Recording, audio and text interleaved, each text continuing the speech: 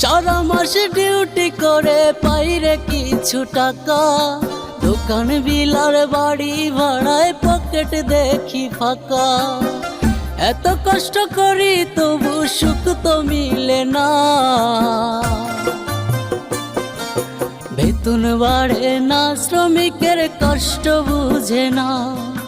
বেতন বাড়ে না শ্রমিকের বেতন বাড়ে না, বেতন বাড়ে না শ্রমিকের বেতন বাড়ে না।